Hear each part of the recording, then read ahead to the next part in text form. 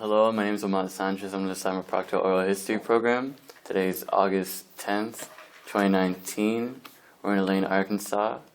I'm here with Liana Zafram, and we're here interviewing Minister Suhkara A. Yahweh, formerly known as Lance Sweet Willie Wine Watson, back during the Civil Rights days.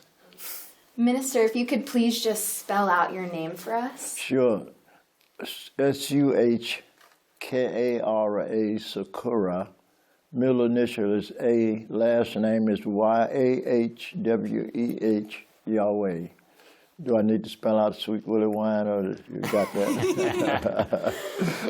That's fine. So I usually like to start with, what was your, former occupation, or what your current occupation is, how old you are, where you were born? Where I was born, Memphis, Tennessee, back in 1938. Occupation, civil rights, human rights struggle from 1968 during the Poor People's Campaign. When Dr. King came to Memphis in '68, the sanitation strike was going on, and he was there helping them in Memphis, of course, and also at the same time, he was putting together the Poor People's Campaign in Washington. And it was there when he came to Memphis, a rebellion broke out, which was instigated by the FBI, and of course, the rebellion broke out, and there was a little fighting on the streets and things of that nature.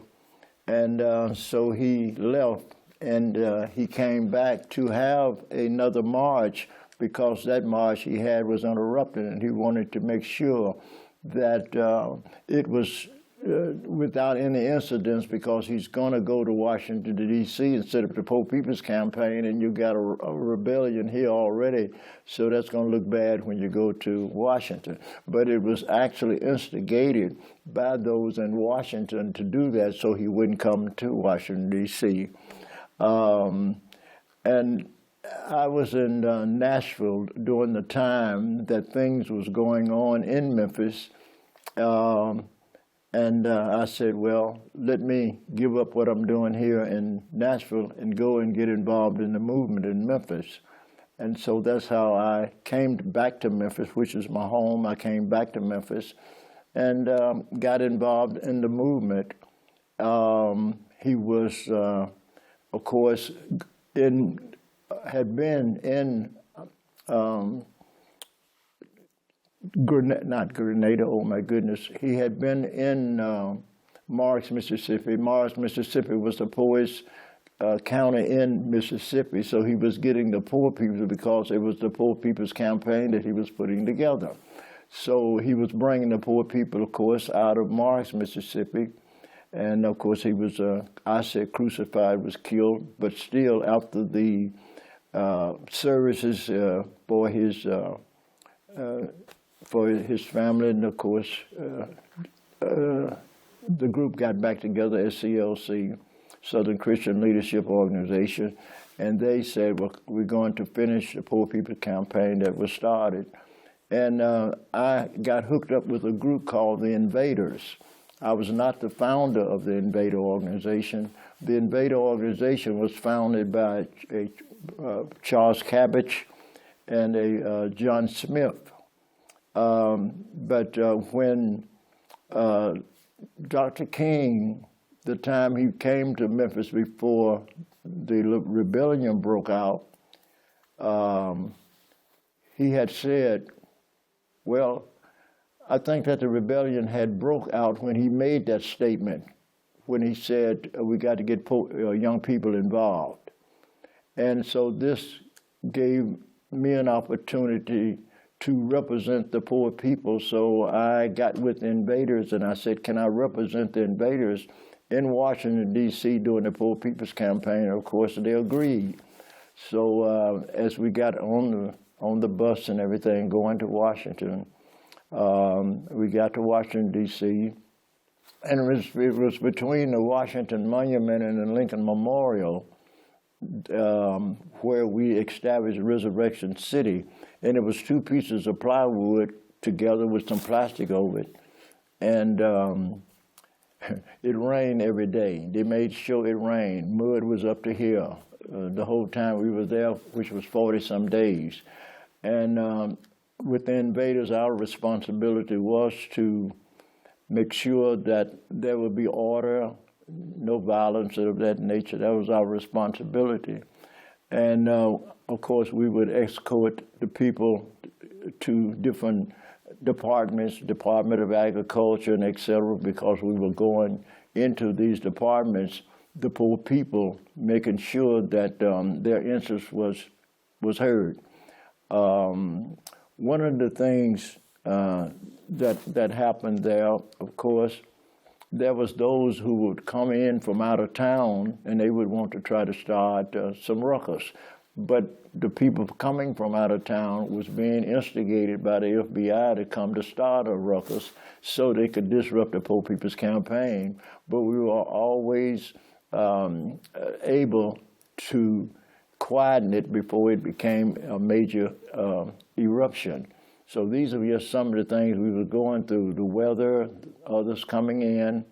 But in the final conclusion of the Poor People's Campaign, Andrew Young said to me, who was Dr. King's assistant, said to me there in Memphis when we left Washington, said to me in Memphis, said, be it not for the Invaders, that the Poor People's Campaign in Washington, D.C. would not happen. It's amazing how I got involved in that Poor People's Campaign. I came from Memphis, as I said, they was having the different demonstrations and things, and Dr. King, of course, had got crucified. And this particular morning, something said to me, get up and go to Lewis's funeral home. So when I went to Lewis's funeral home, there lay Dr. King. So I looked down upon him and I said, I'm going to make him pay.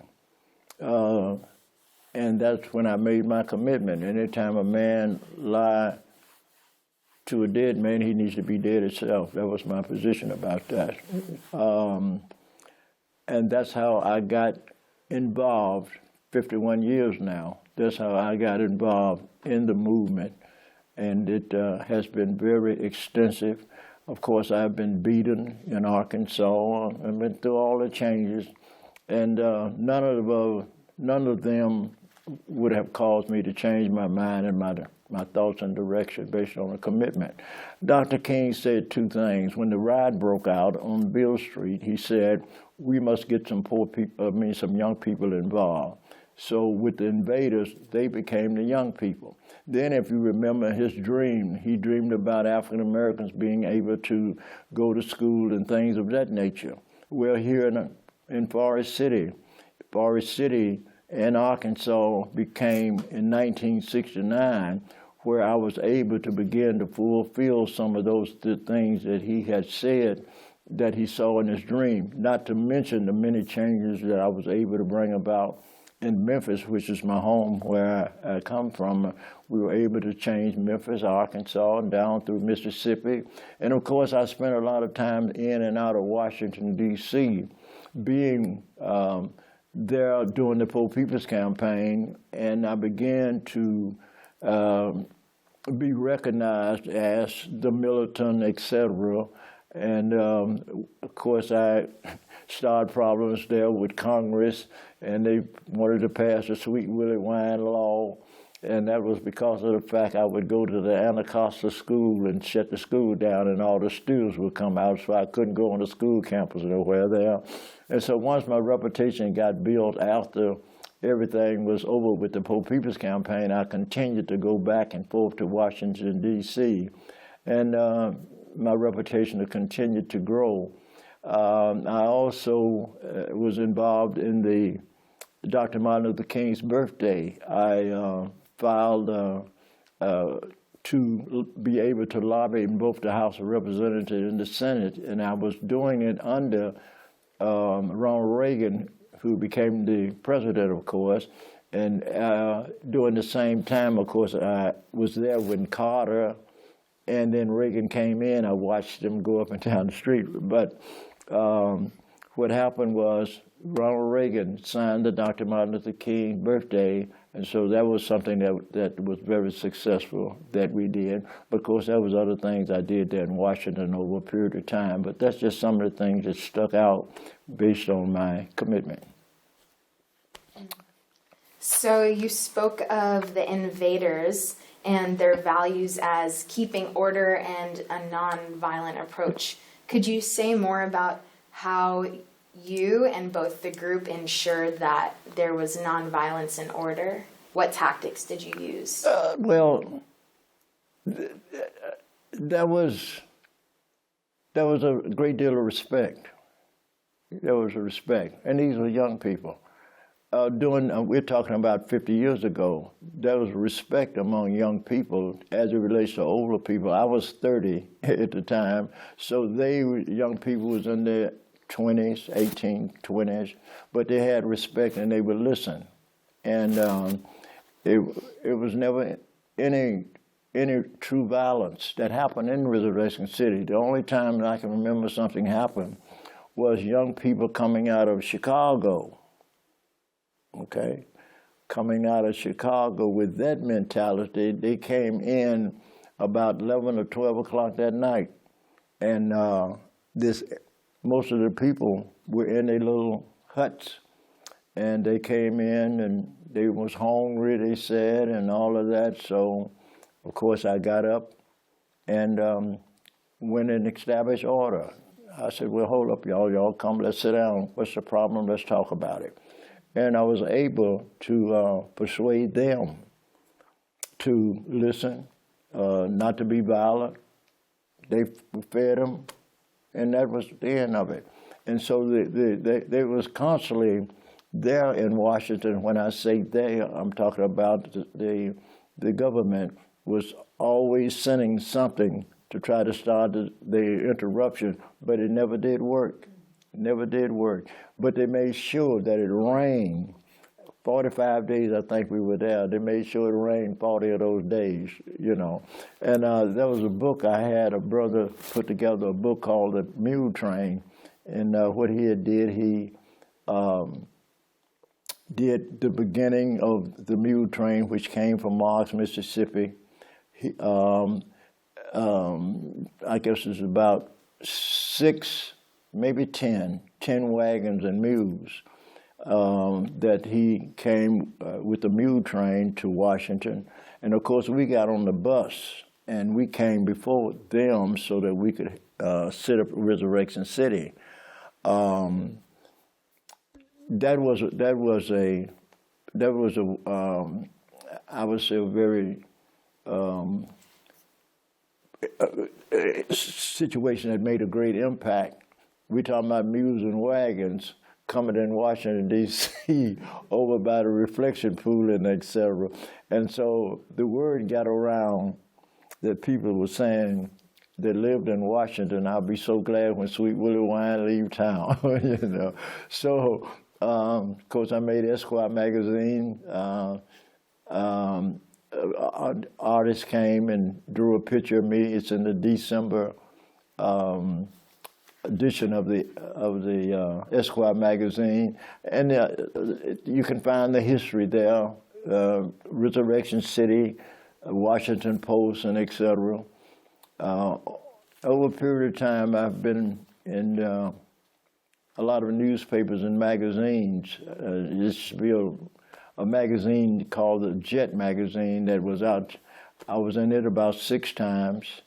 Some of my pictures, and sometimes it would be a quote that I would have said, such as, if I stop, push me. If I fall down, pick me up. But if I turn around, kill me.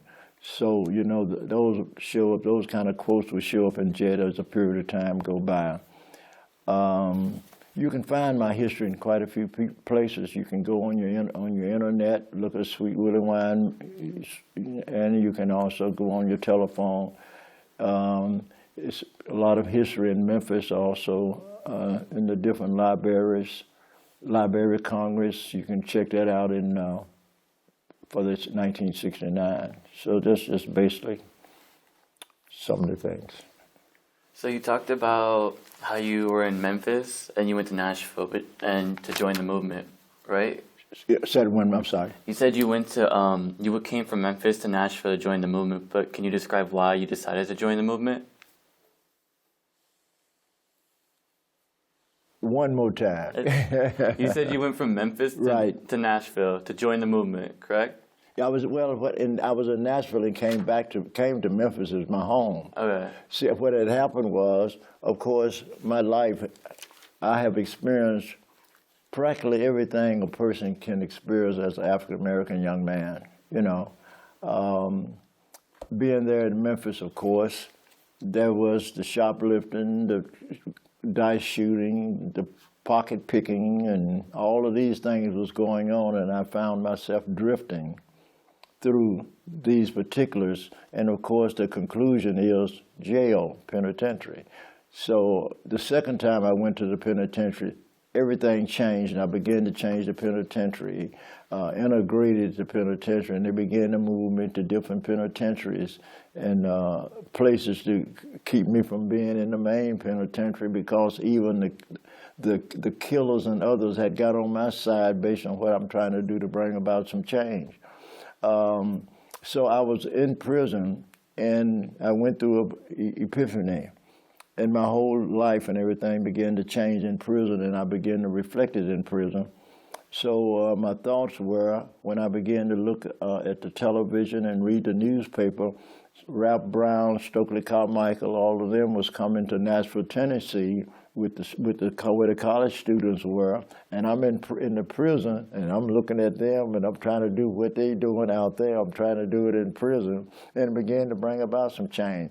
And I couldn't wait to get out of prison so I could come to Memphis. And so I got out of prison, of course.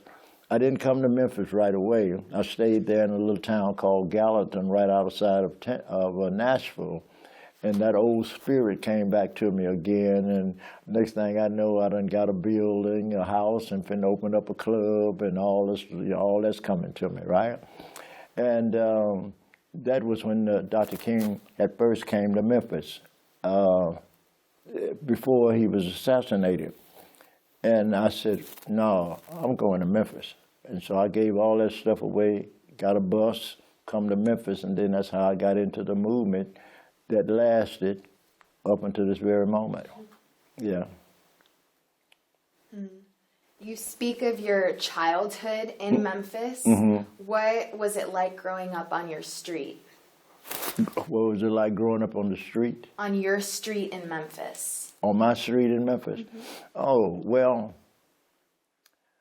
let me say that it depends on what period of my life are we talking about. Let's say this. Let me take you back a bit. If I had remained with my mother, grandmother, and my grandfather, of course, it would have been totally different, and I don't know whether or not I'd be sitting here now. Let me tell you why. My mother, grandmother, and my grandfather, we had moved out of the area called Orange Mound in Memphis, and moved to area 4th and Beale. We talked about 1938, we talked about 38, 39, and 40 on Beale Street in Memphis, Tennessee. Okay, so what happened was, I'm a young man, and of course, if I had to continue to live in that setting, as I said before, I don't think I'd be living. I was adopted by my uncle and aunt. My uncle was the family member of B.F. Booth. B.F. Booth was the first African-American attorney there in Memphis, Tennessee. He was the attorney for Ida B. Wells. I don't know if you know the history of Ida B. Wells, of course. Well, he was her attorney. He was the one that told her, because they was planning on lynching her, he told her, you need to leave. And so, and she was telling everybody in Memphis, African Americans, to go to California but leave Memphis. So it was against that type of background that I was adopted by them, which changed my life and gave me a new direction because it was also spiritual based. My aunt, who raised me, of course, she was a member of the Church of God in Christ. And on the street that we lived, at the corner of Dixie Street was the street we lived, and at Pillow there was a little Church of God in Christ. So I would go to Sunday school and go to the little Church of God in Christ, and over a period of years as I began to continue to grow, of course my aunt was, she was a very wonderful person. She worked for, she was a maid for what we call the Brown family. That was the name of the family. And in the family was Bailey Brown. And Bailey Brown told her that when he was in her arms, that he was going to be a lawyer. When he was in the arms, of course, she said, "You ain't going to be no lawyer, you're going to be a liar." You know, that's what she told him. But he did, not only, then of course he went into service and he was an officer in service and got out and he became a federal judge, okay? He even was involved in a decision to be made whether or not Dr. King would be able to march in Memphis. He had something to do with that decision. Now, here I am being raised by my aunt who raised him for him to make a decision based on Dr. King, and I'm involved now coming into the movement. Can you see the hookup? You'd be surprised, okay? And then, of course, as a result of that, things began to shape and mold in different directions, of course. And I can say one other thing, too, about my uncle and aunt. As it relates to her and her teachings of me, and going to a school called Hamilton High School, she taught me how to read when I'm 4 years old. I go to Hamilton High School and stay in the first grade one day because I can already read, right? So already I'm ahead of the other students. Now, I didn't graduate. Okay, I didn't graduate. Circumstances and situations changed it. But over a period of years, I did get my diploma, and I did one semester in college. But the reason I was doing a semester in college, and it was, now we're talking about, I guess I'm 30-some years old or so, more so, maybe about 38, 39 maybe. But the reason I went to college because I was spending time in Washington, D.C., and I didn't know too much about the functioning of politics in Washington and the whole bit. So I went to college for a semester, and my major, of course, was political science. And so in studying the political science, Stevie Wonder called for people to come to Washington in January on the 15th to work for the Dr. Martin Luther King holiday. So I said, oh, I'm gone, this is it. So I left college and went back to Washington and started setting up a lobby in both the House of Representatives and the Senate for Dr. Martin Luther King's birthday. And what happened was, of course, Reagan came in and signed the holiday bill. So I had already been in Washington, but now I'm dealing with Pacific things to bring about change in Washington. So that's some of the things that went on as well.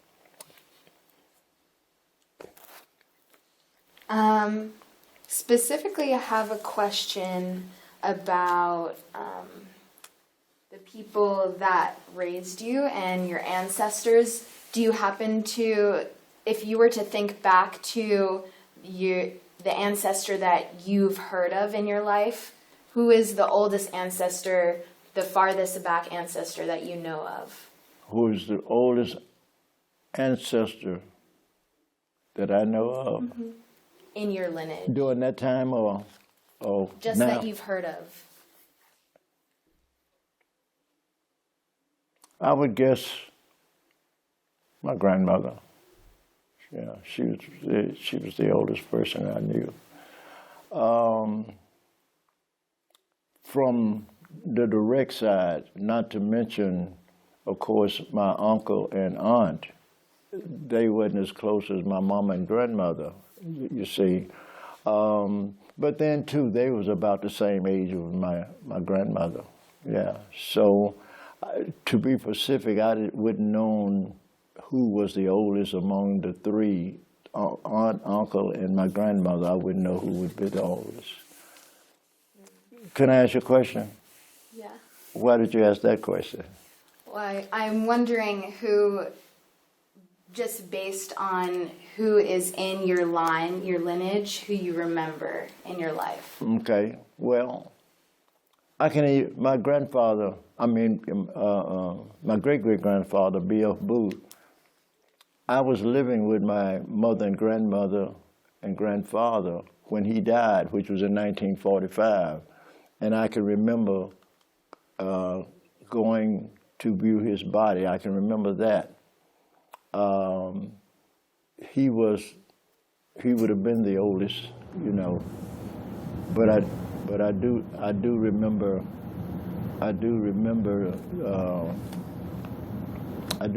him.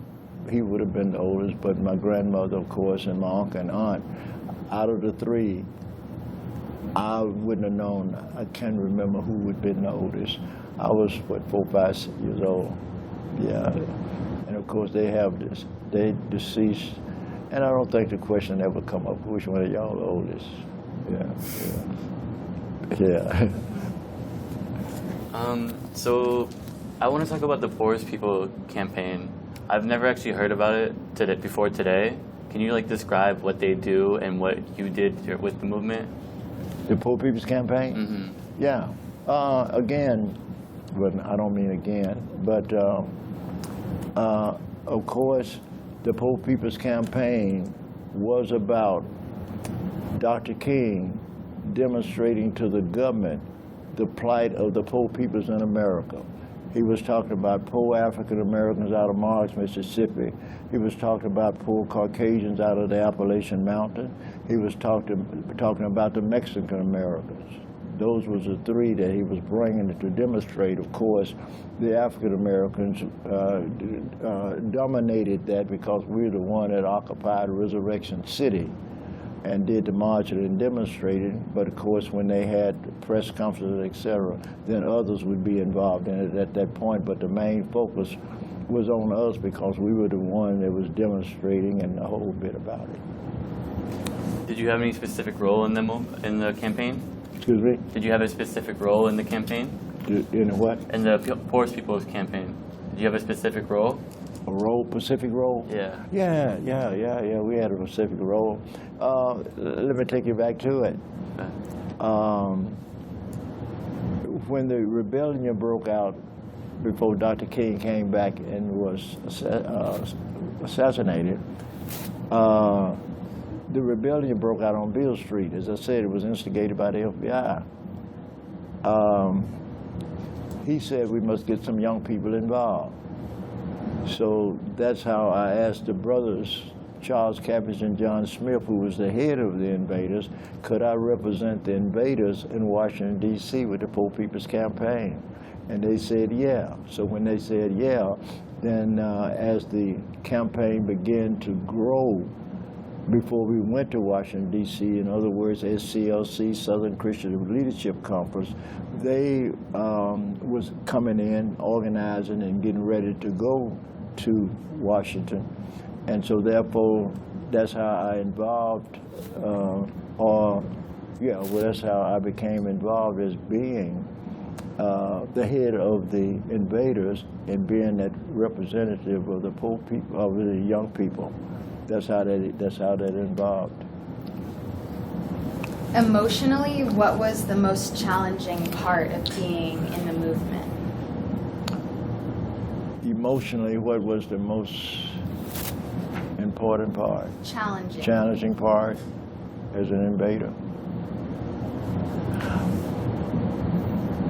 Making sure that I could get the young people, those who may have different thoughts in their heart and mind about doing different things, to get them to agree that they're not going to do those things, but we're going to work on this objective, and that is to make sure that this Poor People campaign be one without violence, and the whole bit based on Dr. King and what Dr. King was about. That was a challenge that I had to deal with. And of course, then the other challenges was the system trying to disrupt everything was going on as well. So these was the two things.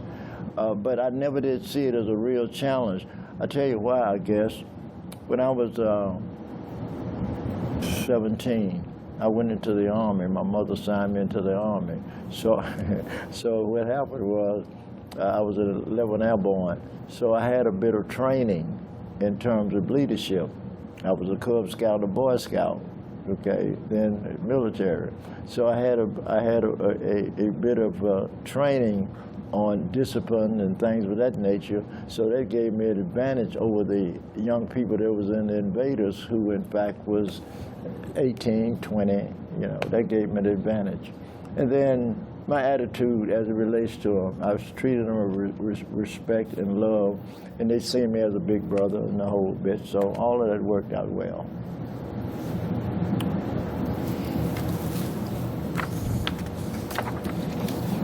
In your time working with the movement, what did you see as the most rewarding experience? The last part? The most rewarding experience in the movement for you. What was the most? Like rewarding. Rewarding? Rewarding? Yeah. Oh, there we go. Y'all help me out. I'm having a little difficult, but I'm working it out. Most rewarding. That's an amazing question. What was the most rewarding? I would say this: the most rewarding was the objectives that we set, that we were able to reach them. Let's do this. Let's start with just the Poor People's Campaign. To be able to have the Poor People's Campaign without any violence or disruption of any type that would have brought attention on Dr. King, what he was about, and would not have completed what his dreams and things was. That was the most rewarding. And the lessons that I learned from that, it was one of, I learned how to begin to deal and understand government. I began to understand people. I began to understand all levels of people. I began to understand how government functions and all of that. That was the most rewarding. Reason being is that was the most rewarding. I think that it was the introduction into the movement, and to be able to come from prison to be in a movement, have the respect that I gained, newspaper, the whole bit, that was very rewarding. Let me give you another incident of something was very rewarding, and that happened here in Arkansas. We're talking about 1968, the Poor People's Campaign. We're talking about 1969, the next year. Now, when I came into the movement in 1968 at the Poor People's Campaign, I was basically a person that had no experience whatsoever with the movement, none whatsoever. But the knowledge that I gained during the Poor People's Campaign in 1969, when Mr. Cato Brooks and others asked me to come to Forest City to help them in Forest City because they was having some problems, then this was where now I'm stepping out on my own as opposed to working with SCLC. Now here I go, here's my challenge, you see. And to be able, even after I was beaten and all the other things I went through, to be able to say that in Forest City they had one mayor black mayor who had been elected twice. They had 2 black mayors, and then look at what went across Arkansas. The spirit coming out of Forest City spread it all across Arkansas What you see it started there in Forest City. And that you're talking about me sitting up here talking to y'all based on all of this is rewarding. This is the poor, and I'm 81 years old and still sitting up here talking. You can't beat that too much. I don't care how much gold you have, you can't touch this. You see what I'm saying? Yeah, that's the true fulfilling. True fulfilling. When you set a goal, and your goal have morals and principles to it, and people going to benefit from it, and you see it happen. And a lot of folks, Dr. King did not see all the things he done. He didn't see them being fulfilled. But I've been blessed. Many things that I have, and I've been involved in much in the 51 years, bringing about change in many, many places. I have been blessed to see the fulfillment of the things that I started working on. I mean, 50 years later, wow, huh? Still can talk and walk. Yeah. So like, you have a law named after you, the Sweet Willie Law. One more time. The law that's named after you. You have things like that, like in your history, right? The law? Yeah. Police? No, like the Sweet Willie Law. Wait. Sweet Willie Wine Law. Oh, Sweet Willie Wine. Yeah. So you have laws like that named after you. So how do you want to be remembered besides like something like that? Oh, how do I want to be remembered? Oh. Well, I would like to be remembered. Even the transformation from Sweet Willie Wine to Minister Suhkara A Yahweh, I would like to be remembered for that. I would like to be remembered based on the fact that the history of Sweet Willie Wine, what he was going through in his transformation, based on what he ended in, and his conclusion in life, you see. And I mean, there was many, even in the Bible, guys who were doing certain things and they have an epiphany and they changed it. And I know what that means personally.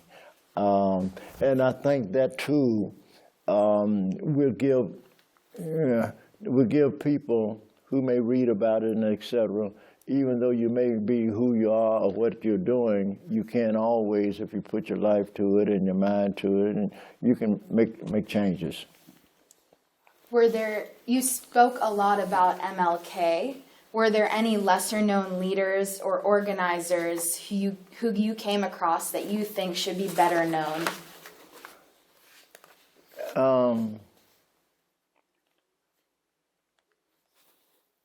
Jim Belleville was an assistant of Dr. King, and he was the one that taught me.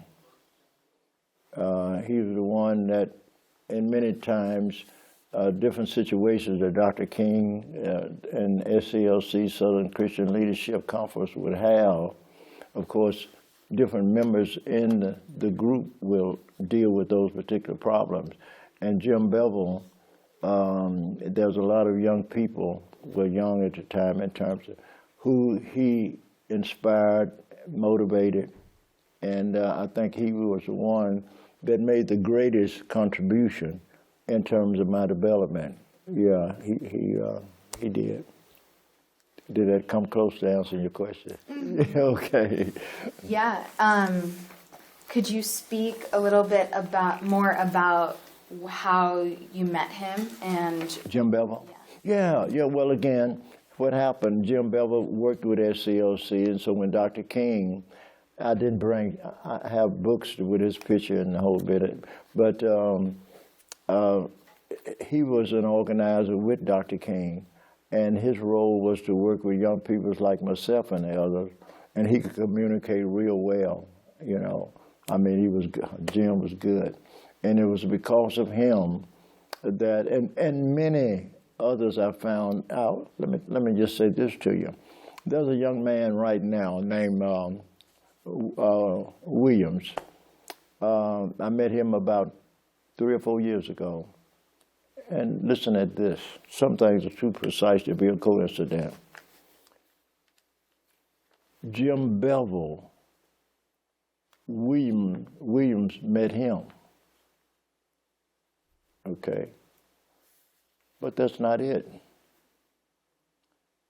Williams also met Cato Brooks before Cato died. Now we're talking about years. And then both of those people I met. Now he's working, we're working together. Sometimes just too close, to be too precise, too precise. When it get precise like that with me, I go to study and look and, you know what I mean? I say, no, this just don't happen. This ain't no accident, too well put together. And once that happened, you begin to investigate that. Then other doors and avenues are opened up, and then you begin to see where this person fits into what you're doing based on where you're going at this particular time. And you don't have to worry about him because he come from the same background that you did many years ago. I mean, this was years ago that he met with Jim and Cato, years ago. And we just got together in the last 3 years. We had something in common. And right now, he's working on doing a documentary based on Forest City on me now. And he's got my history and the whole bit. I mean, working on it now. And those little things happen like that in my life, and you want to, and don't worry, it gets my attention. Those things get my attention more than anything else. The little small thing. Like when you fall in love, the great big old things, yeah, that's fine. But the little small things, that's what get my attention. That's what get my attention. We those little things that you don't think that mean anything. But to a person who have a good heart and a good intention, the small things are the one. Yeah, it's not the big things, because a lot of times people do big things only to be, that you want to talk about them so they can stick the chest out when they get you with. But the little small things and the little sacrifices that people make, the small sacrifices, then I know that's it. And I've been going that way for quite a while now, and it seems to be whacking. And anything that whacked like that, I'm not going to change it. Not at this stage in the game. No, I'm too old a cat to get scratched by a kitten. I'll tell you that now. Yeah. I want to talk about your nickname, Sweet Willie Wine. How did you get that? Oh, that's a good question. How did I get Sweet Willie Wine? Let me tell you what. When I moved from my uncle and aunt and moved with my mother and my stepfather, well, of course now, I left my mother, grandmother, when I was 4 years old, went with my uncle and aunt. And then, of course, we're talking about now, I'm 16 when I leave my uncle and aunt, and start hanging out with the fellows. And during that phase of African Americans' existence as young people, we drank. Yeah, but other thing we did too, we drank and we got up under the buttocks and we sang. Yeah, so get our wine, pass the bottle around, and then we get to humming. Okay? So I had moved from my aunt and uncle to my mother, and that was an area on Short Hernando. Of course, there's nothing there but a vacant lot now. But anyway, I moved there and started being with the young people in the area, the fellows. And they took me in. And I have a goose pipe, like right there. And what happened is, you too. So what happened is, as the ball would pass and it get to me, and when I turn my head up and get to drinking, the goose pipe get to jumping, And so this brother, he's no longer with us, James L., he said, we're going to call you Willie Wine. So that's how Willie Wine came into existence. Now you said Sweet Willie Wine. As I was going through the transition there in prison the last time, and I was getting ready to get out, I had my religious epiphany, my whole spirit and everything has changed. And I'm saying, what am I going to call? And when I was in prison, of course, I took many lessons in the Bible and the whole bit of it. I had all kinds of certificates and etc. But I said, because I said I was going to get out and get to teaching, and I said, what am I going to call myself? That's what, okay. Now, in the African American religion, going back when I was a young man, that was, and that's when the transition from the people moving from the south to the north, different preachers and different people would go to different cities. Father Divine, Sweet Daddy Grace, Prophet Jones, they would go to different areas. And so I said, I know what I'm going to call myself. I'm going to call myself Sweet Willie Wine, okay? And that's how Sweet Willie Wine was born. And it just so happened that as I began to do those things that was positive, the name caught on, and the African Americans had no difficulty whatsoever embracing it because of the fact it was something that they basically was familiar with as it relates to the area and the type of people and the level that we're dealing with, the common persons, the people on the corner, and so it fit right into it, and they automatically appreciated it, and you know, a few minutes ago, Sweet Willie Wine, I mean, yeah, still call me that. Yeah, sure did. Especially people here in Arkansas, because the results of what happened based on Sweet Willie Wine, that it caused a lot of people to take notice, especially when you come into Hazelton, Arkansas, and they got guards and people standing up there with guns waiting on you to come through, and before you get there, the mayor would have taken down the guards and the people with the guns, and young people were coming to the city limit and saying, can we help because we got a stupid mayor? So you know what that did for me. I mean, that really fired me up, because now I'm seeing the next generation above them.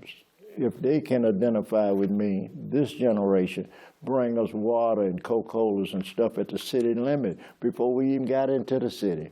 And by the time we got into the city, they done took all the guards down, and they standing upside the wall, and I talked to the mayor. So, I mean, that's how fast the change was going on. You know, when you start bringing about positive concepts and thoughts into a negative situation, usually positive is going to win. So, because that's what it's all about anyway, positive and negative. That's what it's all about, those two factors.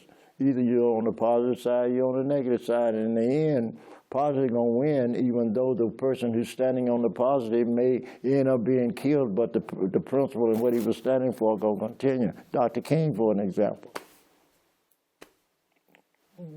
Yeah, that's how that goes. Boy, this is wonderful. In the movement, did you notice interracial solidarity and support from different folks outside of African American descent? Support? How much I received, or did I receive any? In the movement, in the civil rights movement, specifically with the Invaders and the movement that you worked with. Yeah. Was there support from white people and other races? Well, sure. Let me just say this. Peggy Vitterto was out of Forest City. Okay. White woman. In our demonstration and marching and the whole bit, Peggy got with us. In the process of that happening, her husband divorced her, and they had children. The next door neighbor talked about her. Before it was, of course, she's deceased now, but before it was all over with, they said Peggy was right. Okay, so she was right. And as you look at the results of it now, me and you sitting up here talking, she was right. But at the moment, you couldn't see that. because you're caught up in what they have indoctrinated, or the circumstance and situation have forced you into, whether you want to do that or not. You're going to do it because of the environment that you're in. But then oftentimes there are those within those environments that raise up above it. And you may not understand it right then because they themselves don't understand it. The only thing they know that they're doing it. But later on, as life goes, and like the lady said, oh, Peggy was right. Peggy was right. And right now, there wouldn't be no problems with Peggy and others doing the same thing Peggy do, because it's natural. It's natural now. You see, because you're breaking a behavior. Now, the reason and the purpose of the behavior is something that somebody's going to benefit from. Okay, let me just give you an example. We're talking about the male, and we're talking about the young people who was there at the city limit. Okay. Now, the ones at the city limit was the one that benefited from the most, because they was introducing and bringing in the change themselves. Only if it was just something temporary they did. They brought in a whole new entity. They brought in a different entity other than that which was established. Sometimes it don't take but a little bit. Just a little bit. And when you bring that little bit, it grows. It grows. Because we're talking about positive and negative. That's what you're talking about. So when you bring in positive, negative will continue. But if you bring in positive now, positive, negative go around, then it'll hit something. Boom. Boom. Boom. Next thing you know, negative is kind of shaky. It ain't strong as it used to be. You know what I'm saying? And it wins. That's why we have the situation we have now. People give up and forget about the positives in their life, and just to be with others and the whole bit. They sacrifice that point in their life, and they may be the ones who, in fact, will bring about the change that will benefit many years after. Yeah. Speaking about change, earlier in the conversation, you were talking about the sanitary strike. The what? The penitentiary? No, the sanitary strike. Oh, sanitation strike. Yeah, sanitation strike. Sorry, I didn't. No. Can you tell me about that? Like, I honestly. Okay, the sanitation strike. Well, the sanitation strike happened in Memphis, of course. What happened with the sanitation strike? During that period, the sanitation workers, of course, mostly was African Americans, and they put the garbage in the tubs. You go to your garbage can, dump the garbage in the tub, then take it and dump it on the truck. And, of course, they would put the tubs on their head so they could carry it. And maggots and a whole bit. As well, disrespect, as well as not being paid, and all of these things was contributing to the behavior that the sanitation workers were beginning to go off into, especially when the union, Local 1733, began to come to Memphis and organize them about bringing about some change. So it was at that point that sanitation workers began to then move towards joining the union so that they could get things which, in fact, that they are confronted with, they could get some change. If you read that history, you may see an occasion where there was a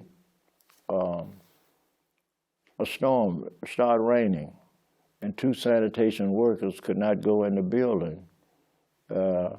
So they got in the back of the truck, and lightning hit and the truck came down and crushed them. Okay, things like that. But again, the end of it, of course, all the things that they were trying to get was done, and it was a sanitation strike that really brought the attention of the world to Memphis, because Dr. King was crucified for the garbage workers. Okay, so that added a great deal to it. Dr. King dying for the sanitation workers. Yeah. How long did that last, the strike? Strike, not long after his assassination. Yeah. Of course, I was out there in the streets with everybody else, somebody may throw a firebomb over there and burn up old Bill. All that was going on during that time. Yeah. So the death of Dr. King, the question you asked, was it worth the sanitation strike, worth him dying for? But that was not a decision he had anything to do with making. If you remember, the last night that he spoke at Mason Temple, okay, he said, "Don't bother me now. I've seen the promised land." He said, "Don't bother me. I may not get there with you, but you'll get to the promised land." So he then himself seen what he was about and where he was at and what his role was, and he was coming to the end of that. And so that fell on me. Yeah, and others, but I took it real personally. 81 is still fighting. Yeah. He was 30-something, I'm 81. I've been through it. Jail, beaten, been through it. Still fighting. As long as I can huff and puff. Yeah, come on. So I don't know if this is a traumatic experience or you don't want to talk about it, but you keep mentioning how you were beaten in Arkansas. One again? You kept talking about how you were beaten in Arkansas, and I don't know if you want to go into that. About me being in Arkansas? Beaten. Beating? Yeah, you were beaten in Arkansas. We won't talk about it. Show. Look, I gladly talk about it. Okay? Gladly talk about it. When you see a man standing to your left with a knife in his hand, he and another man, and you see two young men fighting over a branch this big to beat you with, and I'm 81 years old sitting up here talking to you. Sure, I don't mind talking about it. Yes, sir. Because it be moving so fast at the time. You may not comprehend what is going on, but as you get past that and begin to look back, then you begin to see some things. Let me tell you what had happened. Of course, Mr. Brooks and Mr. Cooley, who was preachers there in Forest City. And of course, they was in the process of negotiating and trying to get some 10 matters that they wanted for the people. So my reputation had begun to travel throughout the area. So they came to Memphis. And he did, Mr. Brooks, and asked me, said, "Will you come to Forest City and help us?" And at that time, our headquarters was in the Cleveland Temple there on Hernandez Street. And I said, "Oh yeah, I'll be over there." And of course, I didn't go right then. And as I said, our headquarters was there at the Mason Cleveland Temple, and down Hernandez, there's a street called Vance, and across the street was a club called the Twilight Zone. And of course, I and some of the invaders, we would go over, drink a beer, have a meeting, and talk. And I had a reputation of loving the people. I wouldn't care if the sister was a prostitute. As far as I'm concerned, she's a woman. Okay, she's got life, circumstances, and situations. When I was in the street women used to come when I was picking pockets and doing all those things. Women used to. I had a reputation then. I was a shoplifter, so therefore I was very sharp, and all of that went with that life. And sisters, they cared about me because I respect them, and I wouldn't let the police harass them or whatever. And so we was together. But this particular sister took a real close liking to me and my behavior. And we were there in the twilight zone, having a little beer and talking and discussing the movement and what we're going to do next. She called me to the door. And when I went to the door,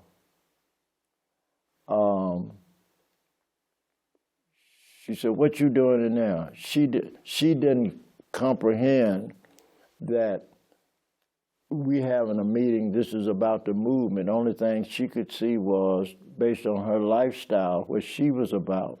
Here I am sitting up in here with some more women and other people. So what she see is what she has been exposed to about people being in cafes and clubs. So I'm hanging out.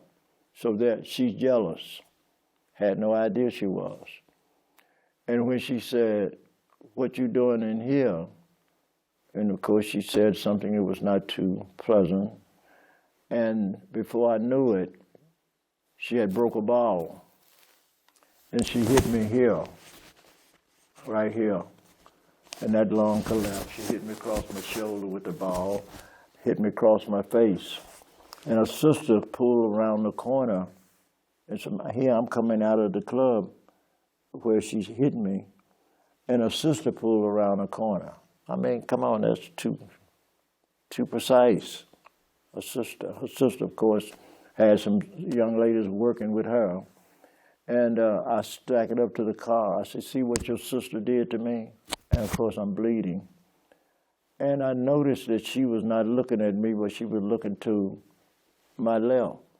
And what had happened, she was getting ready to hit me again across here. And she was doing like this.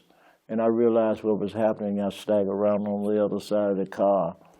And of course I collapsed. And of course I went to the hospital. Now what am I saying? Here's this brother that come to tell me to come to Forest City, Arkansas. I'm hesitating about going to Forest City, Arkansas. And now I got no other choice as I lay up in the hospital in the critical condition. And it dawned on me as I laid up there, because my father could always talk to me. He'll lay me out, and then he'll talk to me. And so as I'm talking about my Heavenly Father, so as I laid there, it come to me what I should be doing. I'm on the critical list. And then I'm up at the time, the hospital, the not emergency, but the operating, in the operating room where you come down and you got men and women and people who just got their legs amputated and things like that all in the room. So I'm in here with them. There's a young lady next to me. She just got a pacemaker, and I hear other people. So now I'm concerned now about their health and well-being, and I'm on the critical list. So I lay there, and visitors, the news, some of these papers, the news is all over Memphis. Sweet Willie Wine, stabbed, you know. So I'm laying there, and people start coming to visit. One person came. His name was Solomon Jones. Solomon Jones worked for R.S. Lewis Funeral Home. Solomon Jones came to the foot of my bed, and he said, "Sweet." I said, "What, Solomon?" I was just seeing how you was on whether or not anything I can do for you. I said, "Nothing at all, Solomon." Nurse, bring me some food. She said, "Let me call your doctor." She called the doctor. The doctor said, "Yeah, feed him." 4 4 days, 3 days I was out of the hospital. On the 4th day, I was over in Forest City, Arkansas in the pulpit with a big bandage up there saying, come on, y'all, we're going to get organized. You see what I'm saying? But guess what? 3 months later, I'm being mobbed and beat. So you see what I'm saying? One thing after the other. But when you survive these things, when you survive them and look back on them, then you will really begin to see what is going on and how it relates to you. And if I had went on and did what I was supposed to do by coming on to Forest City instead of doing the other, I never would have got stabbed. See? Okay. But since I got stabbed, that was only to put me in a position where I could go here and do what needed to be done so I could get beat. But but you see, now here's the results of it. Here we are discussing what went on 50 years ago in my life that caused me to be at this point at 81. See the relationship? Some things are too precise to be a coincidence, too precise. And what you do when these things begin to show up, begin to study them. And you're going to find little nuggets down in there. And those little nuggets are going to be what you need in order to continue your life. Sometimes it's because you don't listen. And now I'm at the point that if you tell me to do something and I need to do it, you ain't got to worry about me. I ain't got to be stressed out. I'm on my way. Yes, sir. Sometimes I'll be volunteering. Is there anything I can do? Yeah, but that becomes it. You know, you establish your personal relationship with God. I mean, it becomes personal when your life is at stake and you at the point that you can't do nothing yourself. Then that calls you to take a look other than yourself. And what really gets me about all of life, my mother told me when she was 16, she said my grandmama told her, so don't kill me like she did the last baby. Now, she's 16. Who made the decision that I was not the baby that she killed and the baby that was killed would have been me? Who made that decision? You see, I didn't have nothing to do with it. Nobody else. And when you start looking at things along those lines, you know, I mean, and you get all this garbage that they're throwing at you to keep you from looking in depth, to get that reality in your relationship to nature and everything around you and how to correspond and operate within nature. Because all this unnatural stuff is coming to keep you frustrated and keep you off base. And you know what the end result's going to be. All you got to do is look at the death rate and look at how people are dying, and you see what the end result is. Yeah, but when you tune in like that, then you may have in your mind to go one way, but something tells you, no, don't go that way. And you start listening. Then you say, wow, if I had went that way, this would have happened. Then you start listening. The same spirit that be moving on the animals and nature and everything will start moving on you because you be to lower yourself down so that you will have common sense. What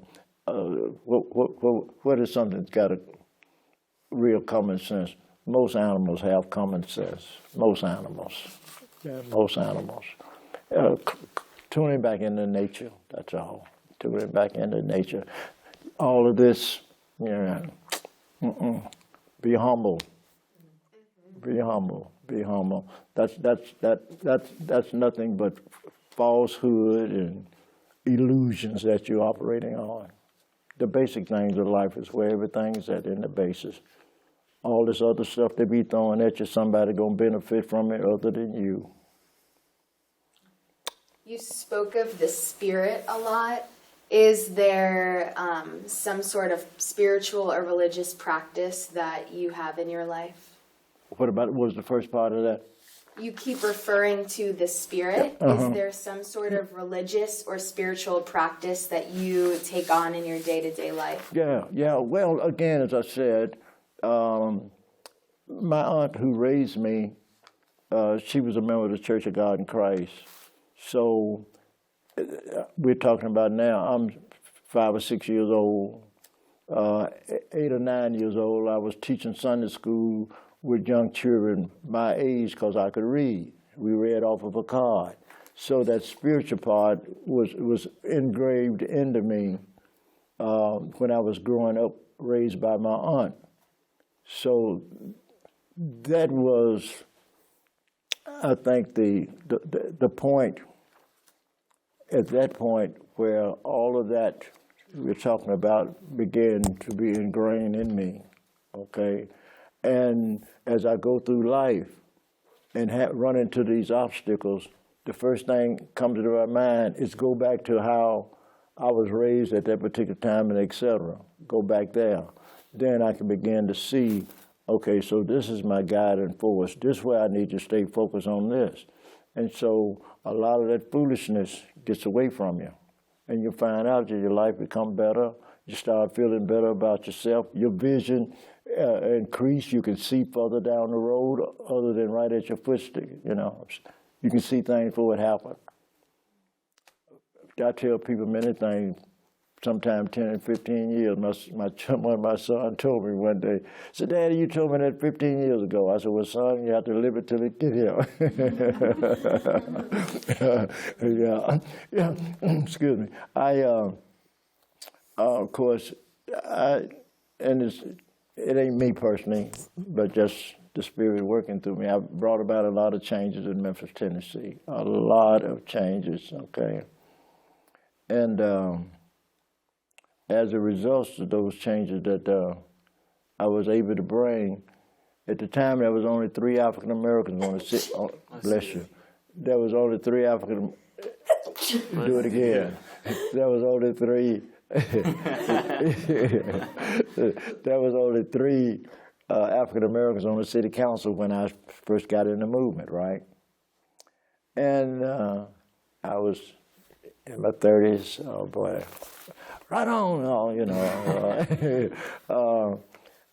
Reverend Nettis, who was a city council member, and one day he said in the city council meeting, he said, "Everybody else that comes here tell us what happened." He said, "But when you come, you tell us what's going to happen." And that's what I do. I would tell them, I said, "Well, you look out for this. And Memphis grew. I mean, grew. It was just about 2 years ago, a environmental judge said to me, he said, "Thank you." I said, "Yeah." He said, "Yeah, thank you for all you did to bring Memphis through, to make it the city that it is." My history goes kind of deep, you know, kind of deep. And y'all don't know how wonderful you make me feel. Yeah, you don't know how wonderful you make me feel. Them smiles on your face and your understanding. You be saying amen, amen. Don't worry, I ain't gonna take over no collection, but anyway. Yeah. So we're getting close to the end, but I want to talk about how you went from Sweet Willie Wine to who you are today as a minister. Oh, well, as I said before, dealing with the spiritual part of life, religion that is called, the transition you're talking about from Sweet Willie Wine to Minister Abdul, that's the transition. And we're putting together, you know, some people are writing about the legacy, the man and mission in the legacies. Other people are writing about other things. They've got a lot of history.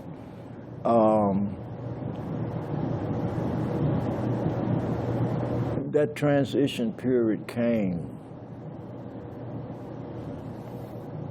and began coming from the time that I got stabbed.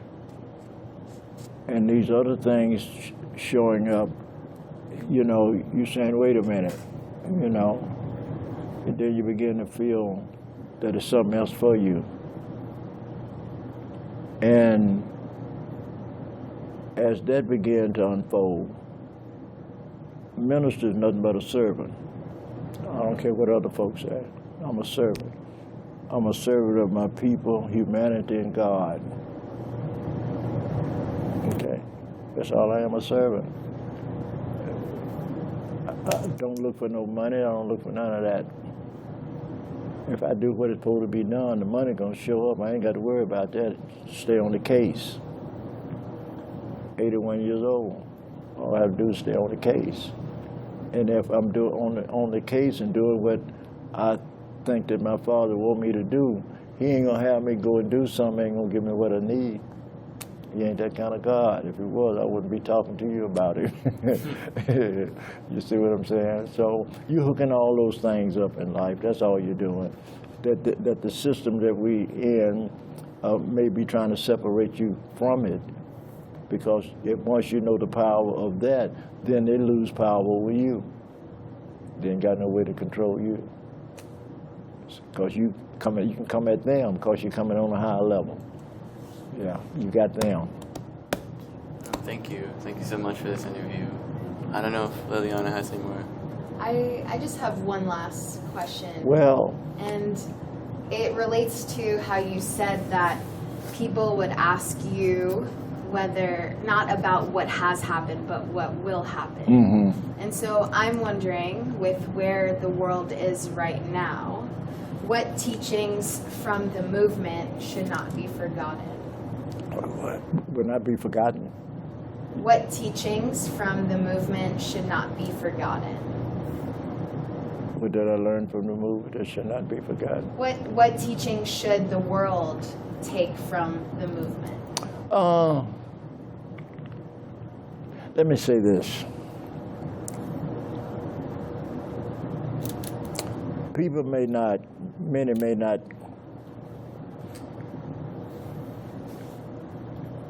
look at the forces that does exist. There are forces. There's evil and good forces that exist. If it wasn't, you'd have all evil. Okay? And then when you read the Bible, and you begin to find that there's two entities that exist. One called Lucifer, the other one called God. Two entities. Then you begin to look at the nature of both. Okay? Then you begin to say, well, what side you want to be on? Then once you choose sides, then the side that you choose, you begin to see the manifestation is coming from either one of the sides. You see it. And it goes, it was here. This was going on before you showed up, and gonna be going on after you leave. So the question is, let me tune in now to this. So then you will have a testimony and understand then of what it is. Let me tell you what I see.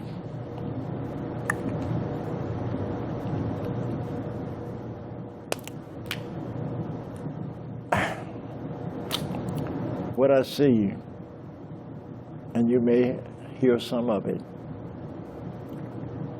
but we are getting ready to go into a serious transitional period. I'm going to tell you about this. 1988, of course, I had filed charges and complaints against him. George Bush, CIA, first, CIA. I know Bill Clinton. They know me. Okay. Jimmy Carter, they know me. Richard Nixon, he knew me. Okay.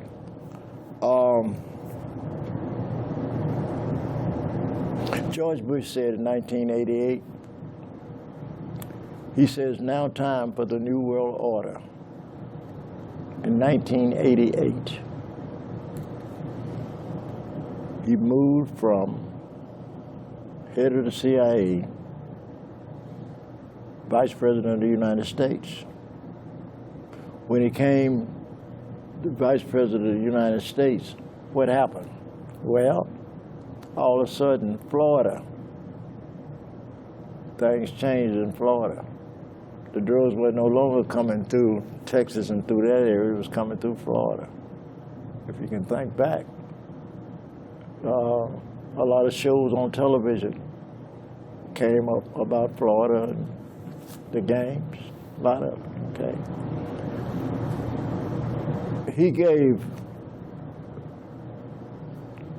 Bill Clinton the drugs for this area. There wasn't no secret about it. He gave it so they could raise some money together so they could buy some guns and everything for somebody that's jumping on and killing somebody somewhere else in the world. That's the way that game. And she know. That's the way that go.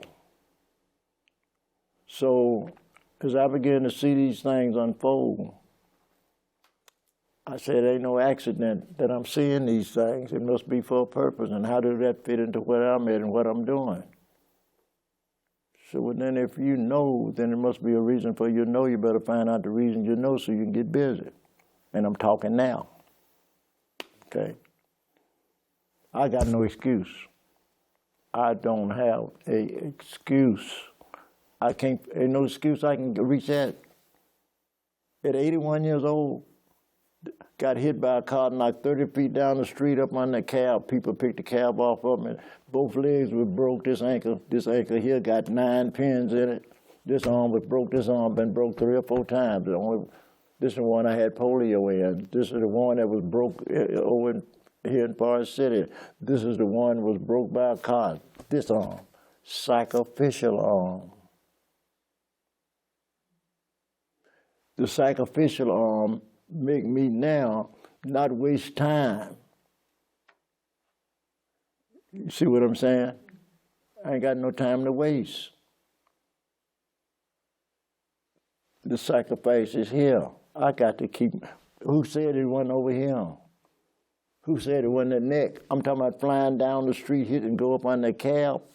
Of course, the cab the cab had stopped. The universal joint broke as it was trying to pull off viaduct to go around the street. But who said and who made the decision that my head would not hit the concrete and bust my skull as I slid down up in the air, hit me in a Volkswagen, and I come off that Volkswagen like that. And the cab, when I come out the club, that the cafe I was in, the cab was sitting there with a lady in the back seat, and the universal joint had broken. The cab driver was trying to, get the cab off the street, the viaduct, and I said, it ain't gonna move. I got the lady out the cab and walked up the viaduct. I guess it's about maybe 4 from here to the wall there, and I was directing traffic around it. And I guess someone thought I was just a drunk man in the street, hit me and knocked me down up under that cab. 5 days or so, I was back in the same cafe with casters on both legs and on my arm, dancing. I was a very good dancer. I was dancing. So it is these kind of things that I've showed up in my life throughout my life that make me come to the conclusion that I have reached. Bring me closer to God. His name is Yahweh.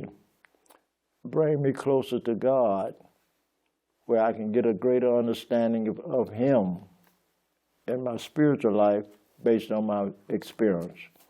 Because I know personally, when you flying through the air and you ain't got no skin off of you, none of that. Head didn't bust when I flew it. Head didn't bust on the concrete. I still got good sense. May not can hear too good because I done got old. But I'm just saying, you see, that's how I came to the conclusion that I have and continue to look forward. I'm afraid. Let me just touch on this. I'm afraid. Tell you why I'm afraid. I know the forces that's working. I spent some years at the United Nations, New World Order, Agenda 21, Caper Spice Garden Plot. Okay. Seen it manifest. Learned about it in the United Nations in and out years ago. Now I'm seeing the manifestation of it. Okay? I would say this to you. Start getting some freeze-dried food and put it up. Okay? I see the signs. The New World Order is moving. The globalists is moving. One thing, they hate God. That's number one. So you know basically then where their thoughts are. The move now is attack churches, shoot up churches and things of that nature. Okay. You can be 12 or 13 things other than which you are, changing definitions. You should see, and when you see these things, you know I'm correct, that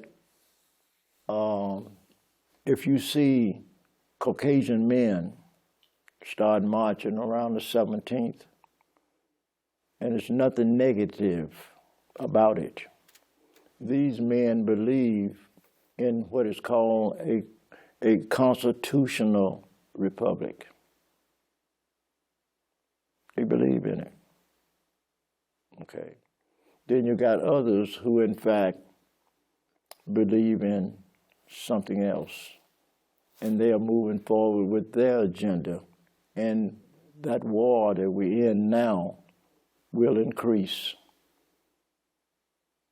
Already in Memphis, 2 of the stores, Kroger's, have closed. Well, I came through 1969, 68, when stores started closing. The reason they doing it because people are going to start rioting and going to get hungry. Now, what is going to happen now with our young people and our community? They are dumbing them down, taking away from them all knowledge and responsibility, and treating them like they're little babies, and they're dealing with the basic things of life, fighting in the whole bit. Now, a lot of them don't have mothers and fathers. They're living off of the street in terms of things that may show up in terms of drugs or whatever. Okay, that's how they live. But now what happened when these people that we see is coming out of Venezuela, these people that's coming out of Guatemala, okay, these people that's coming to the sanctuary cities, okay, what happened then when the ones that own the stores now, you know, they are ones coming out of different areas that own the stores. I told you to close it down Kroger, so they the one, so where you gonna get your food from? Now the young people that we're talking about based on the necessities of life are going to be breaking into houses, raping, etc., etc. They're going to be that force, which in fact is going to start bringing in pain and suffering to the African American communities. Then the thing will be, look what they're doing. Now they're going to go out and kill them and get them out the way and put them in jail. Then you'll only have, only thing you'll have, of course you're going to have a few African Americans that's going to be involved in that as well. Okay, you're going to have a few going to be involved in that as well, but it won't be for the masses. And I'm going to say this and I'm going to shut up. They're teaching young people to not to pay attention to their parents. Don't pay attention to nothing your parents tell you. And if they say anything about you, about what we are teaching you, here's the telephone number, call the police. That's where it's at. So you see what they're doing. It's a process of indoctrination as it relates to the New World Order. And that's where we are. And we're right at the doorway. look and see also whether or not around the 20th of September in Area 51, you know, where, look and see there'll be a march of 1 million people. I'm hearing that also. You heard it too? Okay, and see, and you know what that's going to be. There's going to be some shooting and killing going on. That's going to happen. Then the next thing, Joe Biden said that what needs to happen, we need to get in the streets and have a war. So they're calling for violence in the street. So that's where we are. 2020, that's the year.